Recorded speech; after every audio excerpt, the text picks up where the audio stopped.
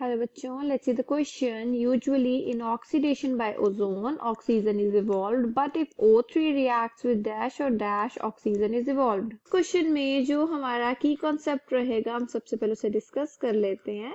So the key concept is all about oxidation.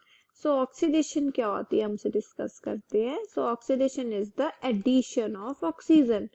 So अगर किसी भी element में oxygen add हो रहा है so that means उसकी ऑक्सीडेशन हो रही है राइट.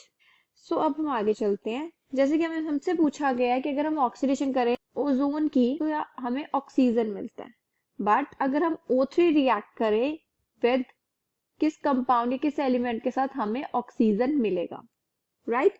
सो सबसे पहले तो हम यहाँ पर देख लेते हैं जो हमारा O3 है दैट इज ओजोन, उसको अगर हम H2O2 के साथ रिएक्ट करवाएं राइट. सो हमें यहाँ पर क्या मिलेगा in the product side H2O plus water. देखा that 1 mole of ozone that is O3 gives 2 moles of oxygen right. So हमें यहाँ पर ऑक्सीजन मिल गया. अब हम चलते हैं हमारी दूसरी रिएक्शन की तरफ. ये थी हमारी first. Now we will see the second.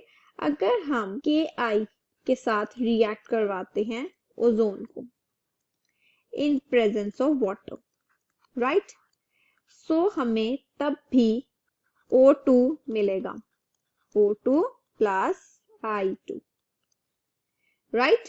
So that means यहां पर भी हमें O2 मिल चुका है, ऑक्सीजन यहां पर भी इवॉल्व हो चुके हैं. One more reaction. अगर हम Hg को रिएक्ट करवाएं ओजोन के साथ हमें क्या मिलेगा Hg2O प्लस O2 राइट. सो यहां पर हम क्या देख रहे हैं, यहां पर भी हमें O2 मिल चुका. जो हमें क्वेश्चन में पूछा गया था usually in oxidation by ozone oxygen is evolved but if O3 reacts with H2O2, काफी सारे लिखे यहाँ पर जैसे H2O2 और Ki और Hg, oxygen is evolved. I hope you understood the problem well. All the best.